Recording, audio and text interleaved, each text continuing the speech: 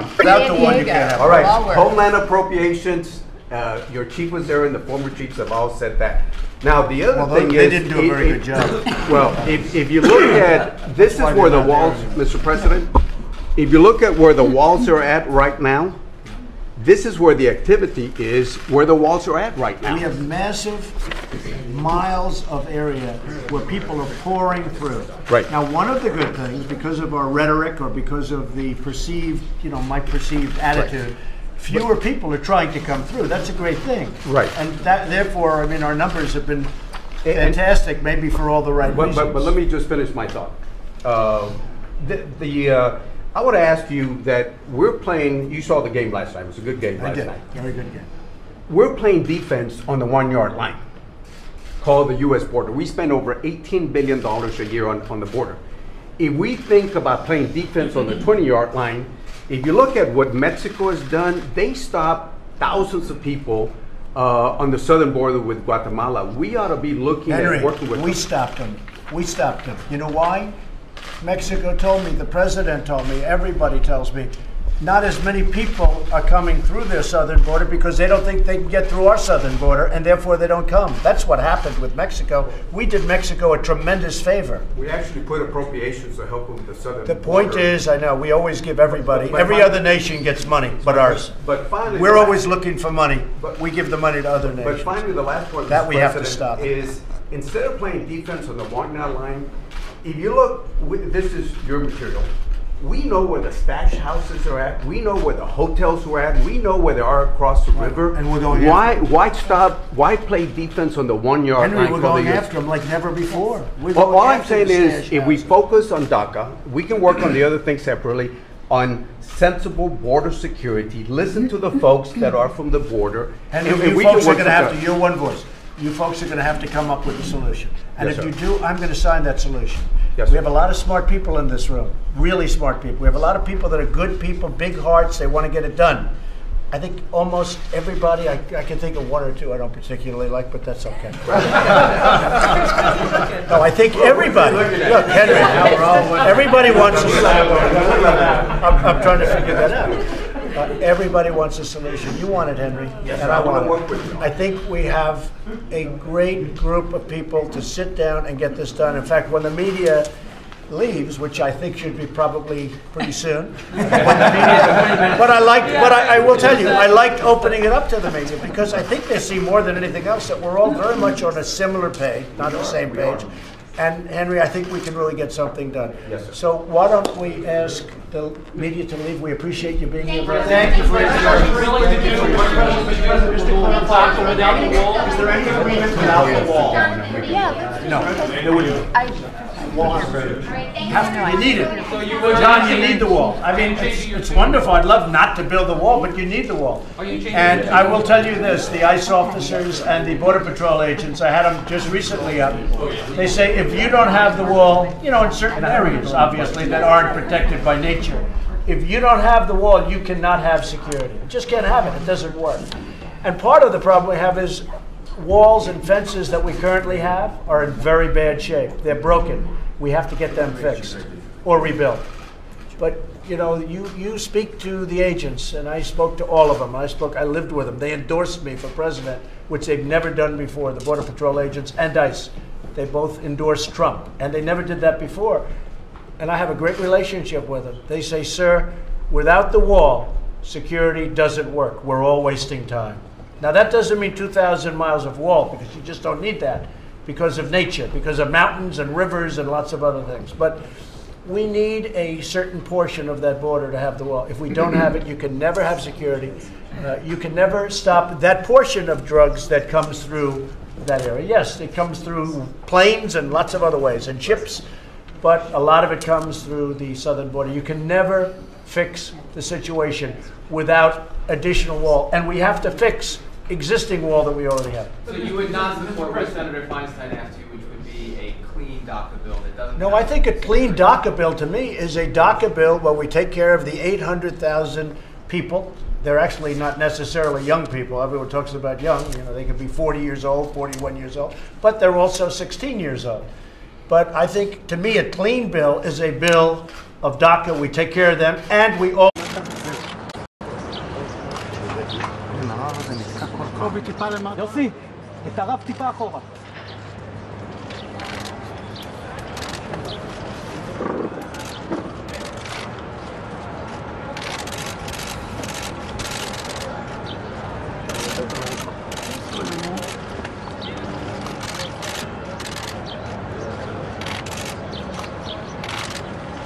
קובי.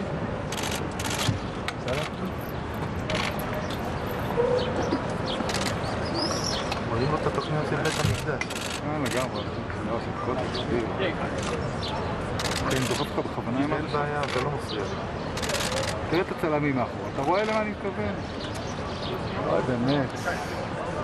הנה, מישהו זיז אותם. עוד אחד יש.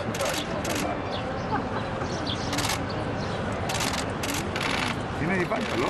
כן, כן, כן. וערבת הכל בתוך המשפחה. אבנר. וואו, תקרא. אל תרימו ידיים, אחי.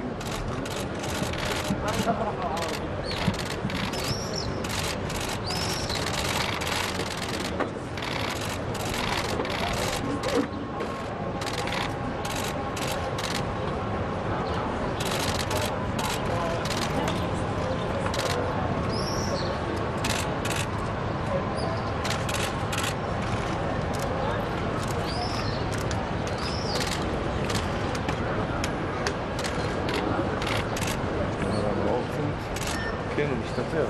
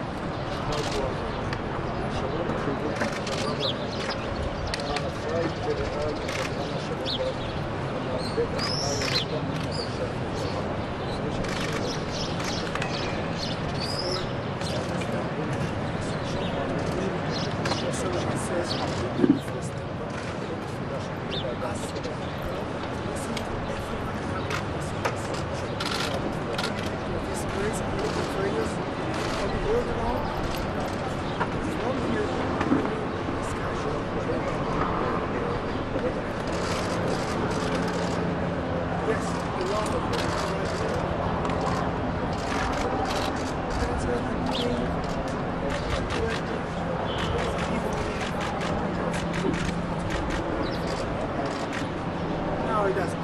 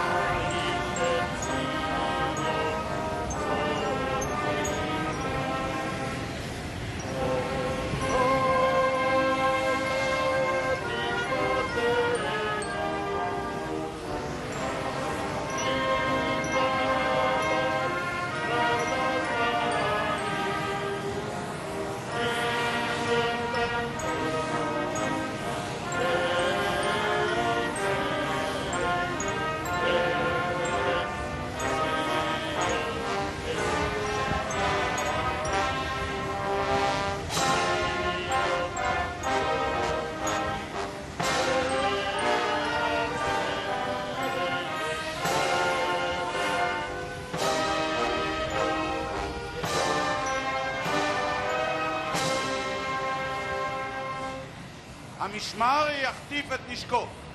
זה, צ'ק!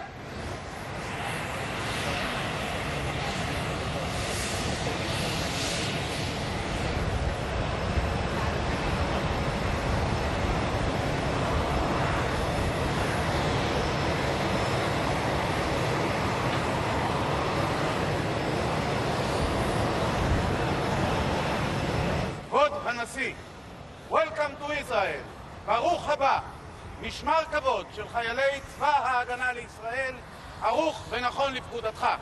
אדוני.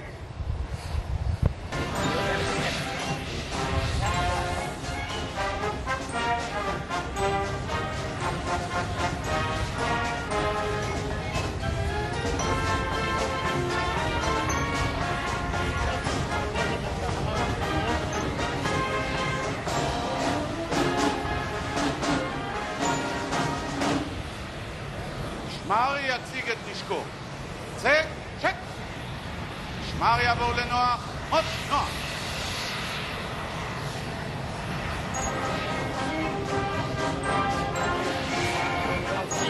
Thank you. Wait, sir.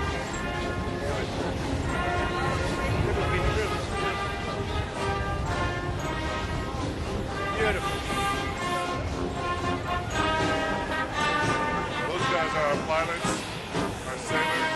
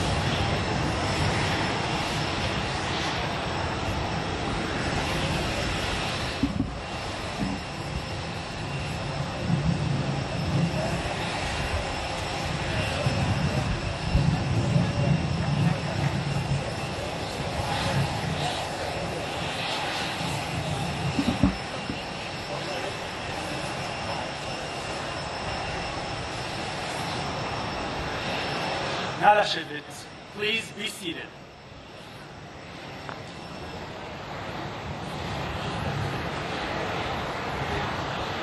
גבירותיי ורבותיי, דבר נשיא מדינת ישראל, ראובן רובי. First Lady, Donald, Melania, welcome, a very warm welcome to Israel.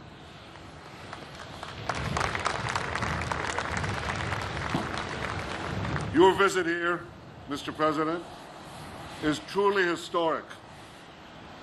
Never before has the first foreign trip of a President of the United States included a visit to Israel. Thank you, Mr. President. Thank you for this powerful expression of your friendship to Israel. Mr. President, yesterday in Saudi Arabia, you delivered a forceful speech of clarity and conviction. You called on all nations to drive out terrorists and extremists. You called for the forces of civilization to confront the forces of barbarism. Mr. President, for 69 years, Israel has been doing precisely that. We've manned the front lines of civilizations. We've fought terrorism. And we've built a modern, vibrant, democratic Jewish state.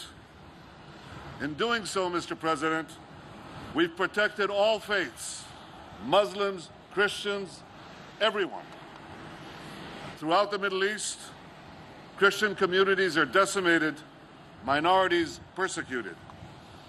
But here in Israel, We're proud to have a growing and thriving Christian community, and we guarantee the rights of all. Mr. President, Israel also shares the commitment to peace that you expressed yesterday. We've already made peace with Egypt and with Jordan, and Israel's hand is extended to peace, in peace, to all our neighbors, including the Palestinians. The peace we seek is a genuine and durable one, in which the Jewish state is recognized, security remains in Israel's hands, and the conflict ends once and for all. Mr. President, you just flew from Riyadh to Tel Aviv. I hope that one day an Israeli Prime Minister will be able to fly from Tel Aviv to Riyadh.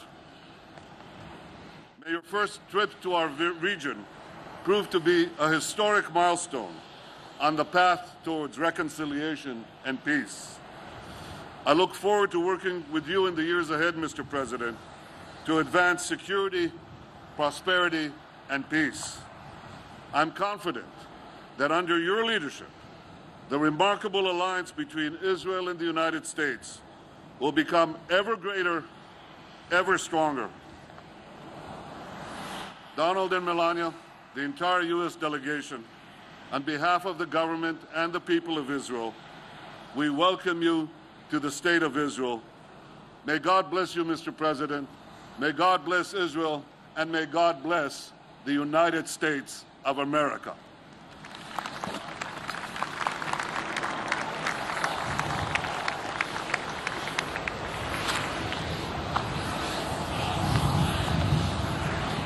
גבירותיי ורבותיי, יש לי הכבוד להזמין את אורחנו המכובד, נשיא ארצות הברית, דונלד ג'יי טראמפ. Ladies and gentlemen, the Honorable Donald J. Trump, President of the United States of America.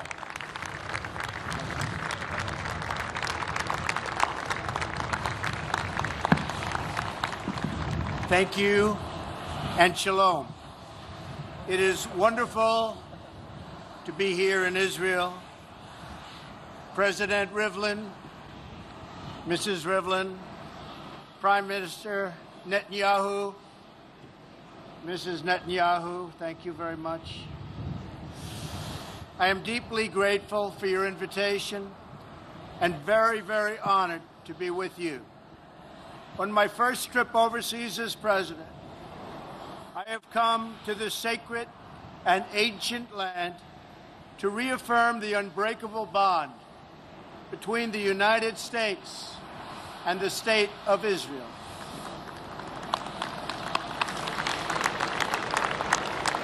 In this land so